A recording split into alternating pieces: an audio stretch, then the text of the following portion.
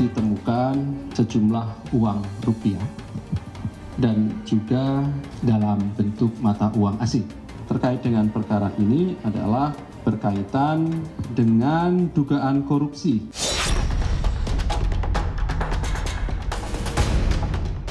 Ada isu bahwa menerima sesuatu sejumlah $1 miliar itu saya baca kan. Nah, itu. Saya pastikan itu tidak ada.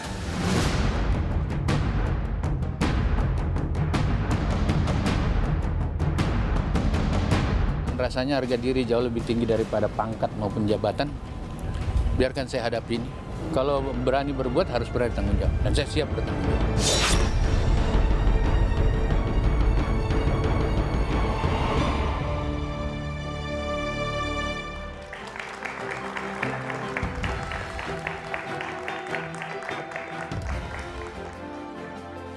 Kasus dugaan korupsi di Kementerian Pertanian terus menyita perhatian. Pasalnya, kasus ini tak hanya menjerat mantan Menteri Pertanian Syahrul Yassin Limpo, namun juga berujung laporan dugaan pemerasan yang dilakukan pimpinan KPK. Dalam proses penanganan kasus dugaan korupsi ini, Komisi Pemberantasan Korupsi terus menelisik kasus dugaan korupsi yang dilakukan kader Partai Nasdem ini. Sementara kepolisian sudah menaikkan status penanganan kasus dugaan pemerasan terhadap Syahrul Yassin Limpo ke tahap penyidikan. Benarkah ada pemerasan yang dilakukan pimpinan KPK dalam penanganan kasus korupsi di Kementerian Pertanian? Atau ini adalah upaya mengaburkan proses penyidikan kasus dugaan korupsi salah seorang mantan Menteri Jokowi ini? Inilah Satu Meja Dua Forum, kasak kusuk dugaan korupsi mantan Mentan.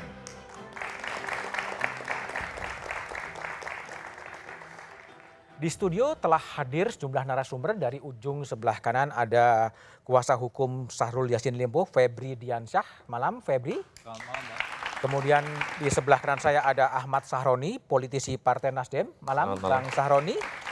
Di sebelah kiri saya ada Al Araf, Pansel Pimpinan KPK 2019-2023. Malam, Al. Dan kemudian di ujung sebelah kiri ada Guru Besar Hukum Pidana Universitas Pelita Harapan, Jamin Ginting. Malam, Bang Jamin. Oke. Sebelum saya memulai diskusi, memulai dialog, saya akan ke gedung KPK. Di sana ada jurnalis Kompas Rizky Francisco Donasiano. Sisko, bisa diupdate perkembangan terakhir di KPK sekarang ini? Baik, yang bisa kami gambarkan saat ini di belakang kami adalah mobil tahanan KPK seperti itu setelah konferensi pers yang dilakukan oleh pihak KPK terhadap penetapan tersangka. Nah, dalam hal ini penetapan tersangka yang dilakukan oleh KPK adalah untuk 3 orang dan yang sudah dilakukan penahanan adalah untuk Sekjen Kementerian Pertanian Republik Indonesia yaitu Kasdi Subagiono yang sesaat lagi ataupun juga kami nantikan di belakang kami ini untuk keluar setelah proses konferensi pers yang akan dilakukan di sini. Memang kalau berdasarkan informasi kemudian yang disampaikan oleh KPK dan juga menjawab pertanyaan publik terkait masalah penetapan tersangka ini bahwa tadi sudah dijelaskan oleh Wakil Ketua KPK yaitu Johanis Tanak ada 3 orang yang terseret dalam kasus pusaran korupsi ataupun juga gratifikasi di dalam Kementerian Pertanian Republik Indonesia. Cukup menarik sebenarnya Budiman kalau kita perhatikan ataupun juga dalam hasil konferensi pers seperti itu bahwa disebutkan ketika kemudian mantan Menteri Pertanian Republik Indonesia yaitu Syahrul Yassin Limpo ini diduga menerima uang sebesar 4.000 hingga 10.000 dolar Amerika Serikat setiap bulannya yang dikumpulkan melalui tangan kanannya. Nah, kalau kita lihat ataupun juga asumsikan sebenarnya Budiman dan juga saudara, tangan kanan ini merupakan orang-orang bisa kami katakan adalah kepercayaannya mulai dari Sekretaris Jenderal Kementerian Pertanian Republik Indonesia yaitu Kasdi Subagiono ataupun juga Direktur Alat dan juga Mesin dari Kementerian Pertanian yaitu Muhammad Hatta. Nah, untuk kemudian 2 orang yaitu Syahrul Yassin Limpo dan juga Muhammad Hatta memang saat ini karena ada alasan keluarga yang tidak bisa ditinggalkan seperti itu dan pihak KPK juga meminta kooperatif dari masing-masing pihak nantinya belum ada upaya untuk penjemputan paksa ataupun juga pemanggilan paksa seperti itu namun meminta itikat baik sesuai dengan komitmen yang mereka sampaikan. Nah, terkait dengan penetapan tersangka dari kasus di Kementerian Pertanian Republik Indonesia ini berikut adalah kutipan wawancara ataupun juga kutipan konferensi pers yang dilakukan di Gedung Merah Putih KPK untuk Anda. Perkara dugaan tindak pidana korupsi terkait bersama-sama menyalahgunakan kekuasaan dengan memaksa memberikan sesuatu untuk proses lelang jabatan termasuk ikut serta dalam pengadaan barang dan jasa, disertai penerimaan gratifikasi di lingkungan Kementerian Pertanian Republik Indonesia. Berproses sehingga diperoleh kecukupan alat bukti untuk dinaikkan ke tahap penyidikan dengan menetapkan dan mengumumkan tersangka sebagai berikut. 1. SYL, Menteri Pertanian Republik Indonesia, periode 2019-2024. 2. KS, Sekretaris Jenderal Kementerian Pertanian Republik Indonesia. Ketiga adalah MH, Direktur Alat dan Mesin Pertanian, Direktorat Jenderal Prasarana dan Sarana Pertanian, Kementerian Pertanian Republik Indonesia. Sejauh ini uang yang dinikmati bersama-sama antara Syahrul Yassin Limpo, kemudian Kasti Subagiono dan juga Muhammad Hatta ini mencapai 13,9 miliar rupiah. Dan saat ini proses penyelidikan terkait aliran dana ataupun juga nantinya apakah ini akan mengalir ke partai tersebut, ini masih terus dilakukan penyelidikan oleh pihak KPK. Nah, cukup menarik memang Budiman dan juga saudara kalau kita lihat ataupun juga kami pantau pendapatan ataupun juga uang yang dikumpulkan untuk kebutuhan pribadi ini didapatkan dari realisasi anggaran Kementerian Pertanian yang sudah dimarkup. Demikian yang bisa kami laporkan dari Gedung Merah Putih KPK, kembali ke studio. Terima kasih Sisko dari Gedung Merah Putih KPK. Febri, akhirnya Tanak memberikan jumpa pers dan menyatakan SYL sebagai tersangka. Gimana Anda menanggapi penetapan tersangka yang agak lambat ya sebetulnya? Saya pikir ketika itu sudah disampaikan secara terang ya. Tadi kan sudah terang benderang disampaikan siapa saja tersangkanya meskipun inisial yang disebut. Tapi kita tahu dari jabatannya itu siapa yang dimaksud. Dan juga apa saja indikasi-indikasi tindak pidana korupsi yang terkait dengan para tersangka. Itu jauh lebih baik dibanding ruang abu-abu yang selama ini. Ruang kasak kusuk. Ruang abu-abu, kasak kusuk, tarik menarik dan lain-lain yang meskipun secara hukum itu mungkin tidak ada persoalan, tapi isu-isu seperti ini bisa menimbulkan distrust terhadap proses penegakan hukum itu sendiri.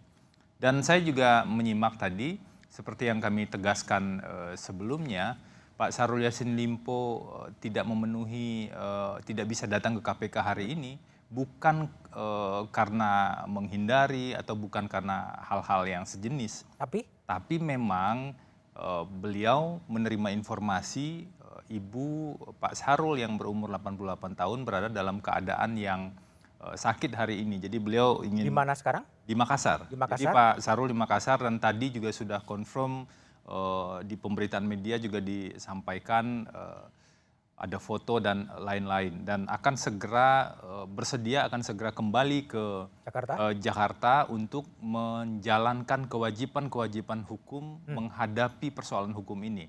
Karena kalau kita lihat dari rangkaian peristiwa sebelumnya, Pak Syahrul sebenarnya sudah mengatakan secara tegas, saya akan hadapi proses hukum ini, saya akan kooperatif, bahkan melepaskan jabatan sebagai menteri sebelum diberhentikan oleh presiden. Ini kan agak jarang sebenarnya menteri atau pejabat-pejabat kita itu mundur ketika dia misalnya menjadi tersangka kasus korupsi. Bahkan diterima di istana.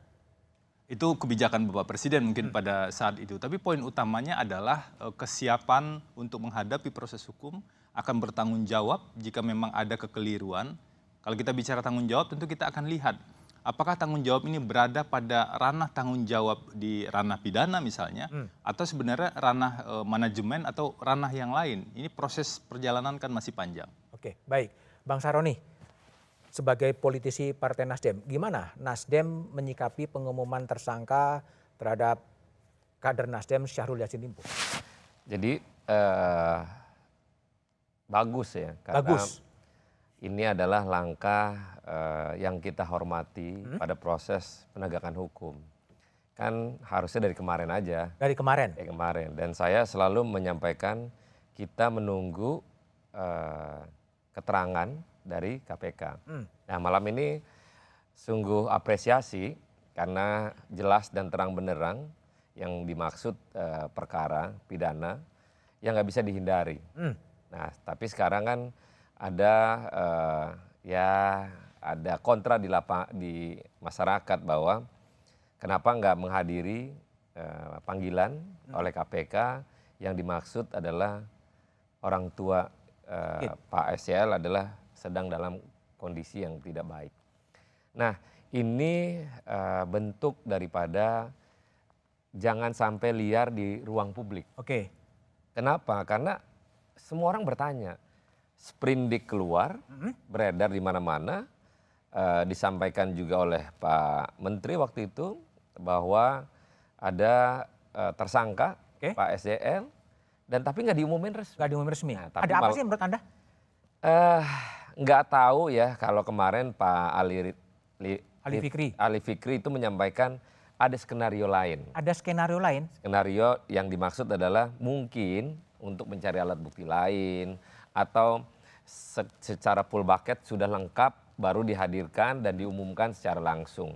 Itu bagus-bagus saja, tapi kan karena ini ranah publik yang semua mata memandang dan melihat, lebih baik tidak ada abu-abu dan malam ini sudah terang benderang dan itu menjadi lebih baik. Jelas ya. Oke, baik. Sebenarnya kami juga telah mengundang KPK, perwakilan KPK untuk hadir di studio, tapi mereka memutuskan untuk berhalangan untuk hadir di studio ini. Bang Jamin Ginting sebagai pakar hukum pidana, ya, Bang, ini kan juga sesuatu yang menarik ya. Ketika Pak Menteri pada waktu itu berada di Roma, gitu kan. Kemudian KPK melakukan penggeledahan di rumah dinas dan di kantor Kementerian Pertanian. Dan belum ada pengumuman status tersangka, Pak Mahfud sempat menyebut bahwa sudah menjadi tersangka. Anda sebagai pakar hukum pidana melihat fenomena ini seperti apa? Ya, kita harus memahami ada perbedaan proses penyelidikan dan penyidikan di KPK dengan di tindak pidana korupsi di luar KPK. Oke. Kalau di KPK itu penyelidikan itu sudah mengumpulkan alat bukti dan sudah tahu siapa tersangkanya, tapi belum ditetapkan. Waktu dinaikkan dalam konteks penyidikan, sudah jadi sprindik, itu tersangkanya sudah ada. Oke. Nah, proses yang sekarang yang berlaku di KPK, untuk conference kemarin dikatakan mereka harus menahan dulu. Menahan apa? Melakukan penahanan. Setelah dilakukan penahanan, baru dilakukan conference. Kalau dulu kan belum ditahan juga bisa conference, tapi sudah ditetapkan tersangkanya. Nah sekarang prosedurnya ditahan dulu, setelah ditahan, lalu conference. Yang ditahan siapa nih? Sekjen? Yang tadi, yang barusan ini. Sekjen. Makanya baru konferensi pers gitu. Ya. Itu sesuatu yang lazim? Ya itu kan SOP yang bisa berubah-berubah ya saya kira. SOP berubah-ubah tergantung apa? Tergantung kebijakan dari pimpinan mereka. Kebijakan seperti apa kira-kira itu? Ya kebijakan yang mengartikan bahwasannya kalau dilakukan conference belum ditahan kan seakan-akan kita membiarkan orang di luar sana berkeliaran. Nah kalau sudah ditahan artinya sudah ada orang yang akan ditampilkan di belakang itu. Oke, tapi kan SCL sampai sekarang juga belum menghadiri panggilan KPK dan juga masih belum datang lah. Saya kira kalau sampai satu pun belum ada ditahan tidak akan ada conference. Oh, pokoknya yang ditahan dulu baru konferensi pers. Iya, makanya itu berbeda. Makanya saya katakan tadi kenapa pada saat ini sudah jadi sebenarnya sprindik keluar itu sudah ada tersangkanya. Saya kira Pak Mahfud sudah tahu itu. Sudah tahu ada sprindik, sudah tahu ada tersangkanya, maka Pak Mahfud berani mengatakan siapa tersangkanya sudah ditentukan begitu. Jadi dia bukan sembarang ngomong begitu aja Mas Udi. Pasti ada datanya ya? Pasti ada. Ada dasar hukum. Iya, nah itu bedanya. Kalau di tipikor di lembaga lain seperti yang dilaporkan di Polda ini beda. Kalau di Polda penyelidikan, setelah penyelidikan baru ada peristiwa pidana, dinaik penyidikan itu baru mengumpulkan bukti. Baru mengumpulkan bukti. Ya, dengan bukti itu menjadi lebih terang siapa tersangkanya, terakhir tersangkanya. Begitu, Mas. Oke, baik. Alaraf, ini sebagai orang yang menseleksi pimpinan KPK 2019-2023 ya, dan cukup memahami dinamika hukum. Ini Anda lihat ada ketidakkompakan dari pimpinan KPK yang ada sekarang, mulai dari pelaporannya kepada presiden ditandatangani oleh pimpinan A, sprindik oleh pimpinan B, lalu kemudian pengumuman tersangka oleh pimpinan C. Apakah ada sesuatu yang janggal? Tapi analisanya setelah jeda berikut ini.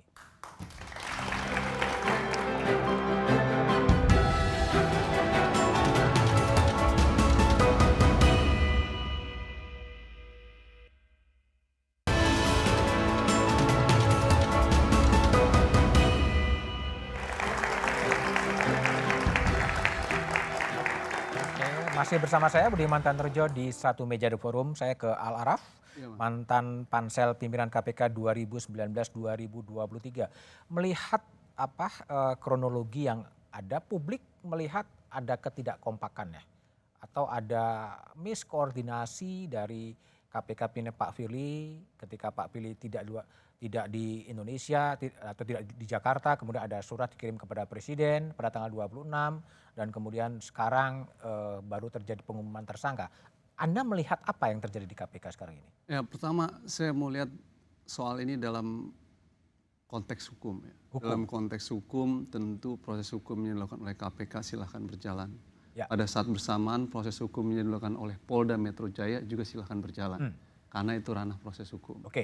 Yang kedua saya mau lihat dalam konteks politik hukum. Judulnya Mas Budiman tentang kasak kusuk ini sebenarnya diskusi tentang wilayah politik hukum. Wilayah politik hukum. Ada apa di dalam wilayah politik hukum itu? Tidak bisa dipungkiri pandangan penilaian publik bahwa ada problematika KPK beberapa belakangan ini. Hal itu dimulai dari pelemahan KPK melalui revisi Undang-Undang KPK. Yang kedua mulai dari pimpinan-pimpinan KPK bolak-balik dilaporkan ke Dewas KPK. Bahkan sampai ada yang mundur dari proses pimpinan KPK gitu ya, karena proses di dalam. Yang ketiga adalah ada persoalan terkait dengan dugaan kasus-kasus tertentu, misalkan dalam kasus Basarnas kemarin pimpinan KPK tidak cukup berani untuk memproses karena ada power dan lain sebagainya, akhirnya mundur gitu. Jadi secara umum problematika KPK terjadi dan mendapatkan sorotan dalam konteks politik hukum. Tapi diskusi tentang kasak kusuk ini sebenarnya kita sedang diskusi dalam wilayah yang ingin menjelaskan apakah ada ruang politik dalam penegakan hukum yang dilakukan oleh KPK. Ada ruang politik? Intervensi politik. Ada intervensi politik menurut Anda? Saya ingin katakan kemungkinan ruang intervensi politik dalam KPK itu sangat tinggi. Sejak Undang-Undang KPK direvisi. Jadi yang salah sendiri adalah DPR sendiri sama dan pemerintah gitu. Karena di dalam revisi Undang-Undang KPK disebutkan KPK adalah lembaga eksekutif, Mas. Baik. Itu nanti kita coba bahas ya. Tapi juga temuan yang menarik sekarang ada langkah dugaan pemerasan yang dilakukan oleh pimpinan KPK. Dan itu masih diduga dan kemudian sekarang seakan-akan ada pertarungan antara KPK pada satu sisi dan kepolisian Polda Metro Jaya pada sisi yang lain. Ya, saya boleh nggak meneruskan yang tadi, yang lembaga eksekutif. Nah, karena KPK menjadi bagian dari lembaga eksekutif, tentu ruang potensi intervensi eksekutif tinggi terhadap KPK. Berbeda dengan sebelum revisi Undang-Undang KPK. Nah, problem kita adalah pada satu titik Presiden juga diduga ikut bertarung dalam pertarungan 2024, Mas. Apa nih kaitan Presiden ikut bertarung di 2024? Ya, orang udah tahu lah secara terbuka ada cawe-cawe dan lain sebagainya. Sehingga persepsi publik dalam beberapa pemerasan kasus sendiri ini sebagai sebuah langkah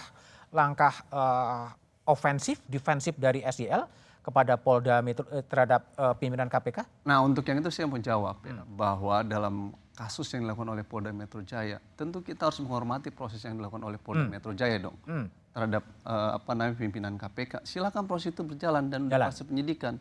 Dalam kasus lain KPK dalam kasus SEL kan ditetapkan beberapa hal nih jadi tersangka. Ya silakan juga itu berjalan. Ini ranah hukum. Dua-duanya berjalan. Soal kita hari ini adalah persoalan ini hadir dalam kontestasi jelang politik 2024. Itu yang sehingga menimbulkan kasak kusuk dan kegaduhan itu. Tapi hal itu terjadi karena tadi revisi Undang-Undang KPK menempatkan KPK sebagai lembaga eksekutif. Sehingga menjadi rumit. Yang kedua problem utama itu, Mas. Ini yang kita harus bongkar dan rubah. Proses seleksi pimpinan KPK itu harus dibangun secara independen karena terlalu politik dan kental politik. Pertama, penunjukan pansel KPK itu dilakukan oleh Presiden. Berbeda dengan pemilihan komisioner Komnas HAM, pemilihan KPAI, pemilihan LPSK, pansel dibentuk oleh komisioner bukan oleh Presiden. Jadi interest politik eksekutif besar sejak proses awal. Yang kedua adalah ketika selesai pansel seleksi menyeleksi 10 orang pada masa saya, dilempar oleh ke DPR, DPR memilih 5. Nah, ketika terjadi DPR juga terjadi politik transaksional, interest politik. Jadi tak terhindarkan ya. Pimpinan-pimpinan KPK itu tersandra secara politik sebenarnya karena ada politik transaksional dalam pertarungan pemilihan KPK sejak awal. Ini harus dibongkar. Harus dibongkar dan dibenahi. Nah, makanya tema Mas Budiman tentang kasakusuk tadi itu menjadi relevan karena ini konteks tahun politik, sementara peta politik berubah dan kekuasaan memiliki peranan yang besar dalam proses politik itu. Oke, baik. Oke, Bung Febri sebagai kuasa hukum dari Limpo, itu kan kalau penjelasan KPK yang dulu ditemukan uang yang 30 miliar ya, yang berada di geledah. Apa yang Anda ketahui soal uang 30 miliar dan ada senjata 12 di rumah itu?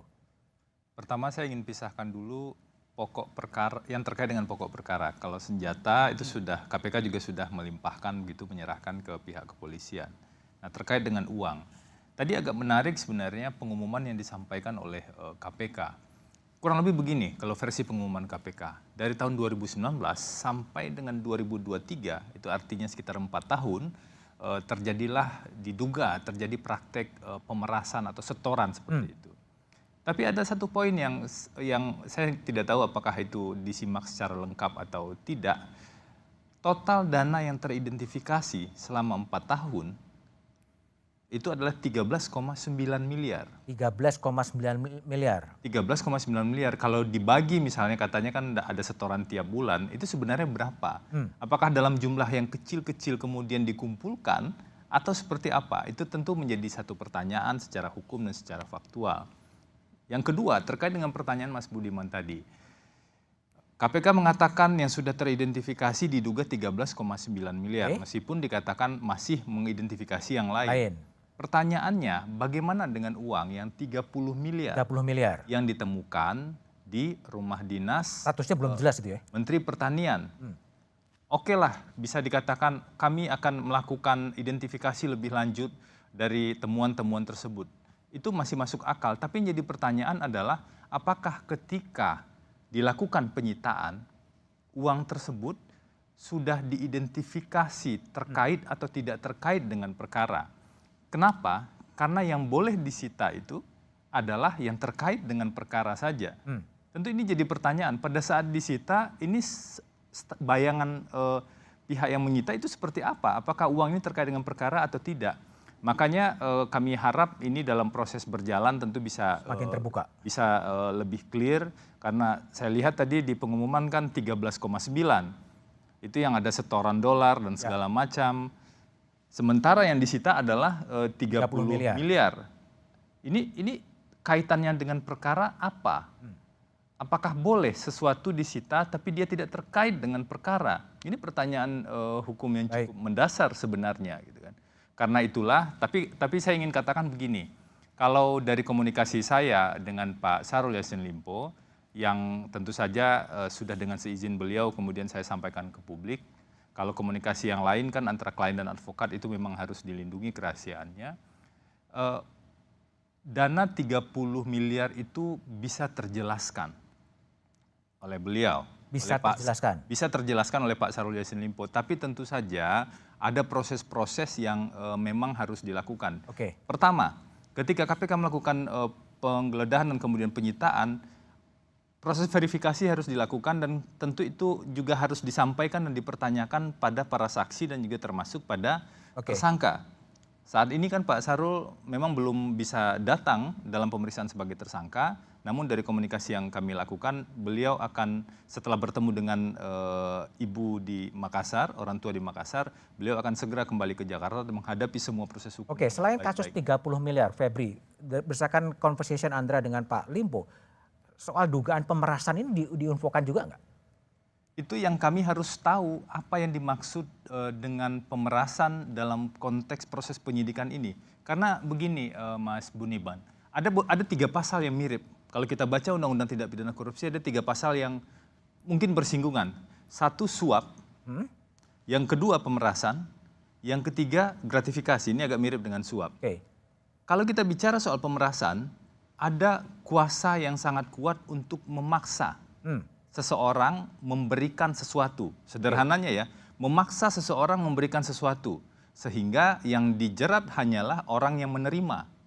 Nah pertanyaannya, bagaimana kalau dana tersebut sebenarnya, kalau ada pemberian itu ya, kalau dana tersebut sebenarnya diberikan untuk kepentingan pihak pemberi juga. Misalnya agar jabatannya baik-baik saja, agar dia tetap mendapatkan promosi atau dia tetap mendapatkan keuntungan di yang saya maksud jabatan. adalah ketika Pak Syahrul Yassin Limpo melaporkan ada pimpinan KPK yang memeras. Saya selesaikan sedikit sebelum itu, kan kasus yang berbeda. Artinya akan ada diskusi dan perdebatan apakah ini pemerasan atau penyuapan. Konsekuensinya sangat serius. Kalau ini penyuapan, ada kepentingan di kedua belah pihak, maka pihak pemberi juga harus dijerat. Kalau ini pemerasan, pihak pemberi mungkin bisa lolos. Oke. Ini persoalan apa sebenarnya? Itu satu, terkait kasus yang di KPK.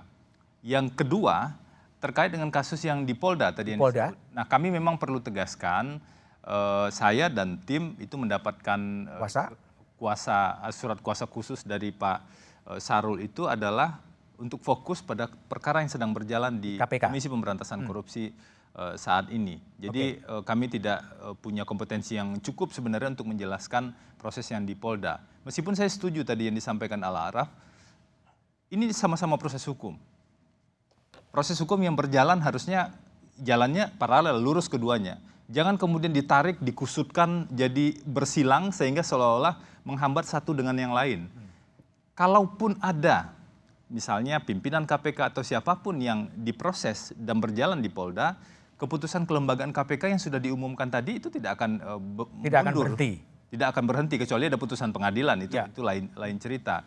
Makanya dalam konteks edukasi publik memang kacamata hukum untuk melihat dua proses hukum yang berbeda ini betul-betul harus clear terlebih dahulu. Oke. Jadi memang menimbulkan pertanyaan ya setelah ada KPK mengumumkan tersangka, tapi juga kemudian ada laporan dugaan pemerasan oleh pimpinan KPK. Tapi selanjutnya kasus ini akan jadi seperti apa? Jawabannya setelah jeda berikut ini.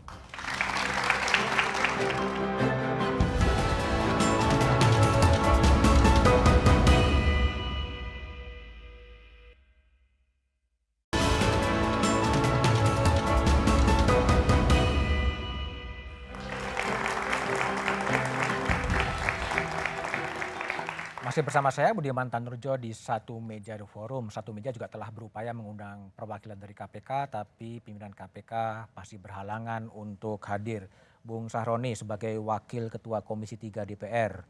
Bang, jadi kalau sekarang ada Syahrul Yassin Limpo yang melaporkan dugaan pemerasan yang dilakukan oleh pimpinan KPK, gimana menjaga marwah KPK itu sendiri dalam proses penyidikan berikutnya?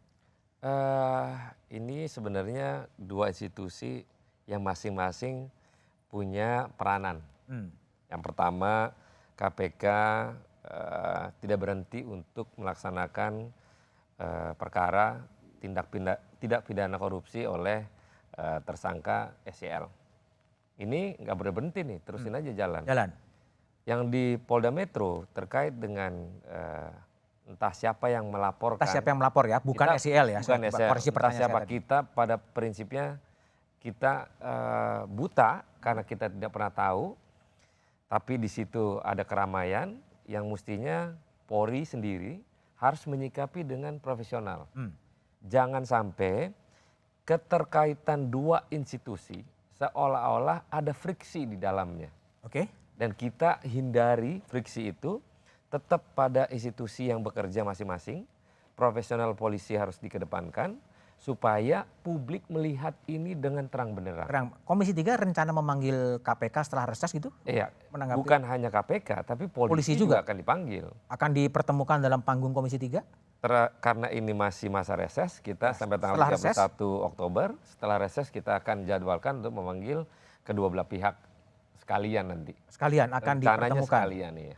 Akan dipertemukan antara KPK khusus membahas SYL, kasus SYL ini. Jadi bukan hanya ngurusin Pak SYL saja, tapi perkara-perkara yang terkait dengan isu publik yang lagi lagi panas. Gitu. Lagi panas sekarang ini ya. Oke, baik. Bang Jamin, jadi kalau dalam pemahaman Anda, kalau ada pimpinan KPK yang kemudian dilaporkan dugaan pemerasan ke kepolisian, ini marwah KPK dan kasus penanganan kasusnya akan jadi seperti apa sebetulnya? Ya, saya mau menanggapi yang Mas Sahroni tadi katakan akan merencana memanggil KPK dan juga kepolisian. Saya kira tidak elok ya. Artinya begini, ini kan kasus sedang berjalan dan kasus hukum. Jadi saya kira biar dulu berjalan dulu, jangan terlalu cepat untuk dipanggil. Karena nanti seakan-akan ada intervensi politik dalam kasus yang sedang berjalan. Tapi kan ngawasi kan boleh aja toh? Iya, ngawasi tentang kinerja, bukan kasus yang sedang berjalan. Kalau kinerja boleh, gimana kinerja KPK, Kapolri. Tapi kalau ditanya nanti gimana kasus yang sedang berjalan, seakan-akan kan intervensi akhirnya. Jadi saya kira lebih baik dibiarkan saja gitu jalan, tetapi yang dipertanyakan kinerja Kapolri dan kinerja pimpinan KPK begitu. Itu lebih. Ini nggak bisa terjadi semacam cicak buaya ya? Ini beda, Mas. Beda? Beda. Nah, bedanya kenapa? Karena kan konteksnya ini yang dilaporkan kan bukan pelakunya, bukan kepolisian gitu lah. Kalau dulu kan lebih mengarah kepada pelakunya adalah kepolisian. Jadi ini kan polisi yang melakukan investigasi terhadap adanya laporan masyarakat kan. Itu sangat berbeda. Tadi mengenai pertanyaan Mas Budi terkait kepercayaan masyarakat terhadap KPK ya jelas kalau sampai nanti kasusnya ini apabila pimpinan KPK menjadi tersangka. Kita kan ajas praduga tak bersalah ya, Mas Budi. Jadi kita menghormati proses yang berjalan dan juga tidak menaifkan kalau sebenarnya ini bisa saja di suatu ketika di SP3 begitu, karena memang tidak cukup bukti untuk membuktikan itu. Tetapi ini masalah yang cukup serius. Kenapa? Karena yang dilaporkan itu adalah pimpinan KPK. Meskipun nggak jelas siapa ya? Ya kita kan nggak tahu yang dilaporkan siapa. Yang melaporkan siapa juga nggak jelas kan? Iya, tapi pada prinsipnya kan yang kita dengar, yang kita ketahui, yang diduga, yang foto-foto itu kan ada hubungan antara orang yang siapa yang dilaporkan sudah kelihatannya dengan foto itu ya. Dengan foto yang sudah pernah kita selalu lihat. Jadi kalau Al lihat ya ini kan kalau foto tadi Pak Firly dengan SJL, kemudian Pak Firly dengan yang lain-lain, ini kan banyak sekali atau beberapa case yang Pak Firly menjadi sorotan gitu. Saran Anda apa yang harus dilakukan oleh agar penegakan hukum dan marwah KPK tetap bisa berwibawa? Ya kan seharusnya menurut undang-undang pimpinan KPK tidak boleh dan tidak bisa bertemu dengan pihak yang berperkara ya, yang berkepentingan dalam soal itu. Tapi bisa berargumen itu pertemuan sebelum ada perkara? Ya itu nanti yang harus dijelaskan dalam proses hukum yang akan dilakukan proses. Proses hukum atau proses di Dewas sih sebetulnya? Proses di Dewas, proses hukum. Kenapa ditinggalkan proses di Dewas menurut Anda? Ya proses Dewas dalam beberapa kasus memperlihatkan kerja yang tidak cukup maksimal. Tapi dalam beberapa kasus ada yang kemudian membuat pimpinan KPK juga mundur dari proses itu gitu ya. Artinya dia tidak cukup 100% bekerja dengan maksimal. Bahkan orang menganggap Dewas tidak cukup memiliki kekuatan yang kuat. Nah ini diuji dalam proses-proses hal yang ini. Saya melihat Dewas juga tidak ngapa-ngapain ya? Nah itu mungkin karena bukan Mas Budiman tuh Dewasnya. Gitu. Kalau Mas Budiman Dewasnya agak berbeda gitu ya. Tapi saya ingin katakan bahwa problem ini Mas terjadi karena intensitas politik jelang 2024 ini cukup tinggi. Jadi kita tidak bisa melihat persoalan ini hanya dari perspektif hukum. Kita juga harus melihat dalam dinamika intensitas politik yang cukup tinggi. Nah intensitas politik yang tinggi ini lagi-lagi saya ingin katakan karena partai-partai politik sendiri yang menjebak dirinya menjadi rumit dan kompleks ketika proses pertarungan elektoral itu dengan mengatur ambang batas yang terlalu tinggi 20%. Akhirnya faksionalisasinya sangat jadi lebih keras. kepada pertimbangan politik yang coba mendasari kasus ini ya? andaikan ambang batas cuma 0%. Kan nggak perlu otak-atik. Ini sehingga presiden juga tidak punya ruang untuk berpolitik menjadi lebih kental. Jadi kemana-mana larinya ya kepada ambang batas presiden. Tapi yang dasar di situ tuh. Hal yang juga menarik adalah ini kemudian mau bagaimana sebaiknya langkah yang dilakukan oleh pimpinan KPK ketika menghadapi pelaporan dari orang terhadap dugaan pemerasan dan bagaimana sebenarnya presiden juga harus mengatasi persoalan seperti ini. Jawabannya setelah jeda berikut ini.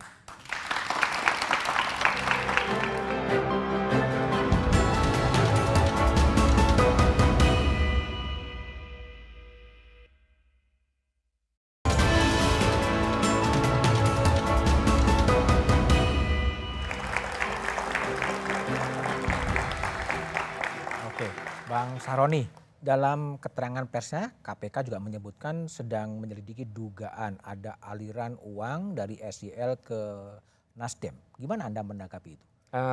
Dari isu yang 5 hari lalu, saya sempat ngecek ada transferan. Ada transferan ke fraksi Nasdem dari SEL. Dari SEL itu bantuan bencana.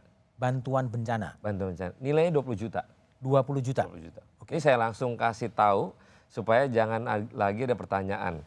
Saya sebelum isu itu beredar bertanya, saya cek.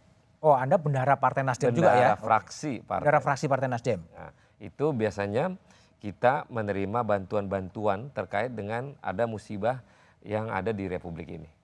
Jadi semua anggota DPR membantu tidak dipatok, tapi mereka membantu dengan seikhlasnya. Oke, tapi memang ada transferan dari SEL sebesar 20 juta. Itu sudah diakui oleh bendahara fraksi Partai Nasdem. Jadi tidak masalah artinya kalau ada penelusuran lebih jauh di luar yang 20 juta itu. Kalau untuk ke partai sendiri nggak ada ya. Saya juga bendahara umum partai. Tidak ada transaksi terkait dengan urusan personal, nggak ada. Kita semua terlaporkan tidak mau menerima pada transferan seorang personal, kita enggak. Kita bekerja dengan uang yang memang sudah didapatkan dari negara. Tapi kalau memang KPK mau menelusuri ya silakan aja kan? Silakan aja, itu terbuka. Oke, baik. Tadi saya menanggapi itu Profesor, terkait dengan pemanggilan KPK dengan polisi, itu biasanya kita pengawasan. Nah, di samping pengawasan, kita biasanya bertanya pada isu-isu besar. Untuk membuka hal terkait dengan apa yang menjadi perkara yang harus dibuka secara transparan. Nah, mungkin nanti saya akan meminta kepada dua institusi ini, untuk kasus ini, lebih transparan kepada publik. Apa yang terjadi dari perkara yang ditangani oleh KPK oleh tersangka SEL dengan kejadian yang berperkara yang sedang berjalan berperkara di Polda Metro. Supaya apa? Kalau ini dibuka di ruang publik setransparan mungkin, jadi kita bisa tahu dan kita bisa nilai mana menjadi politisasi atau dipolitisasi. Supaya masyarakat mendapatkan informasi yang tadi itu, tapi itu setelah reses kan 30 Iya, setelah reses nanti. Baik, Bung Jamin. Jadi dalam posisi sekarang ya ini kan dua-duanya kan kepolisian maupun KPK kan dalam rumpun eksekutif di mana presiden kemudian juga ikut harus bertanggung jawab. Apa yang Anda sarankan kepada presiden dan juga kepada pimpinan KPK dalam kasus seperti sekarang? Ya, sebenarnya yang disebut eksekutif itu bukan pimpinan ya, itu para pegawai KPK. Kalau pimpinan itu independen, lembaga ini independen, nggak bisa intervensi dari presiden. Tapi kalau secara administratif kepegawaian dia di bawah eksekutif karena sama dengan ASN. Nah, saya kira begini Mas. Jadi ini kan kasus yang sudah ada di penyidikan. Penyidikan sudah berjalan. Di satu sisi ada laporan dari yang kita tidak tahu tadi itu terkait dengan pemerasan yang diduga dilakukan oleh pimpinan KPK, salah satu pimpinan KPK. Nah, ini saya kira nggak bisa kita bilang langsung, oh kalau kamu berhentikan itu kita berhentikan ini, yang kalau kamu nggak mau berhentikan ini juga saya lanjutin. Nah ini kan namanya itu kan namanya kan transaksional. Transaksional. Ya. Transaksional. Dalam hukum itu nggak boleh begitu. Harus diselesaikan. Diselesaikan apakah benar ada tindakan perbuatannya nyata atau tidak. Nggak ada istilah dalam konteks pidana korupsi itu ada RG. Ya, tidak ada restoratif justice. Restoratif justice. Gitu. Ya. Cincai gitu maksudnya. Iya, bukan restoratif justice itu penyelesaian secara damai gitu karena dikembalikan uang. Pasal 4 sudah jelas pengembalian uang tidak mengakibatkan berhentinya suatu proses pidana begitu. Termasuk pemerasan ini dan gratifikasi ini juga begitu. Artinya nggak ada RG, tidak ada restoratif justice sama-sama. Bahkan presiden sekalipun tidak boleh restoratif justice.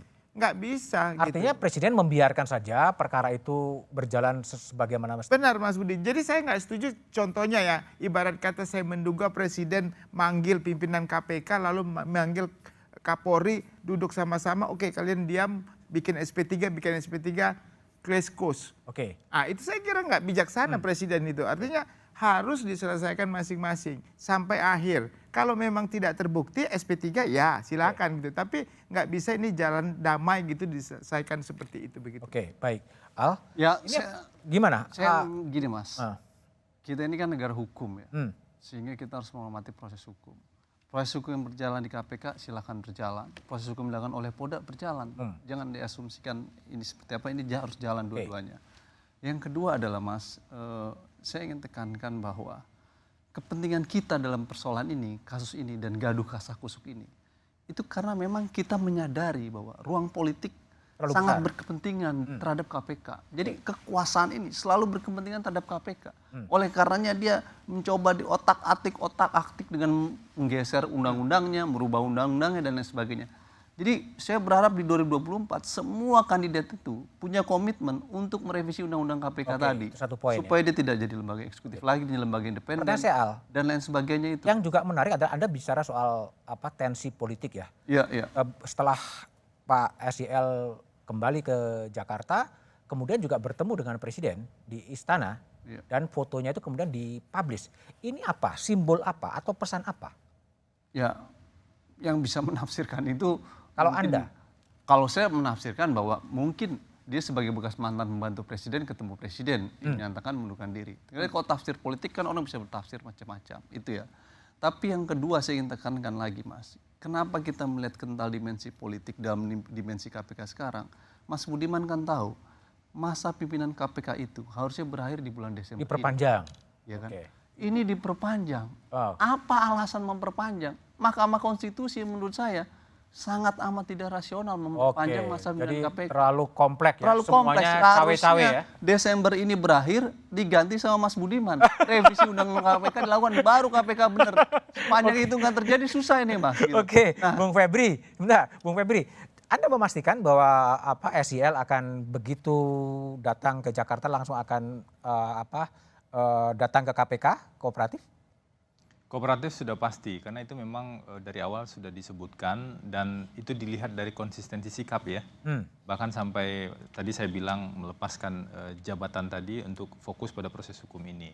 Datang ke Jakarta, tadi saya sudah tanya, beliau akan segera datang ke Jakarta dan kami tim kuasa hukum tentu akan koordinasi dengan KPK lebih lanjut kapan penjadwalan ulang yang dimungkinkan oleh KPK.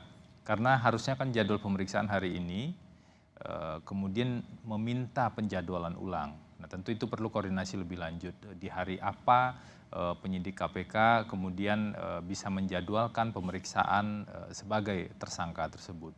Bagi Pak Syahrul Yassin Limpo ini semua memang seperti jalan ke depan yang harus dihadapi. Apapun itu, karena apalagi tadi saya komunikasi juga setelah bertemu dengan Ibunda di Makassar. Sekarang posisi masih di Makassar? Saya nggak tahu yang sekarang ya. Tadi saya komunikasi setelah bertemu dengan Ibunda di Makassar, beliau merasa jauh lebih solid begitu, jauh lebih yakin akan bisa melalui ini dengan sebaik-baiknya. Gitu kan. Jadi poin utamanya adalah proses hukum ini harus dilakukan dan akan dilakukan secara kooperatif. Begitu. Oke, baik Bang Febri, Bang Saroni, Al dan Prof. Jamin Ginting telah bergabung di satu meja The Forum. Terima kasih. Pendiri bangsa telah menorehkan dalam konstitusi bahwa negara ini adalah negara hukum dan bukan negara kekuasaan. Konstitusi juga menegaskan semua orang punya kedudukan sama di muka hukum. Karena itu dugaan korupsi dan dugaan pemerasan yang dilakukan oleh penyelenggara negara harus sama-sama dipertanggungjawabkan di depan hukum. Presiden Jokowi bisa mengambil langkah untuk memastikan hukum ditegakkan seadil-adilnya. Demikian satu meja The Forum malam ini. Tetap saksikan Kompas TV untuk mengupdate informasi seputar pemilu hanya di Kompas TV, independen, terpercaya. Sampai jumpa pekan depan. Selamat malam dan terima kasih.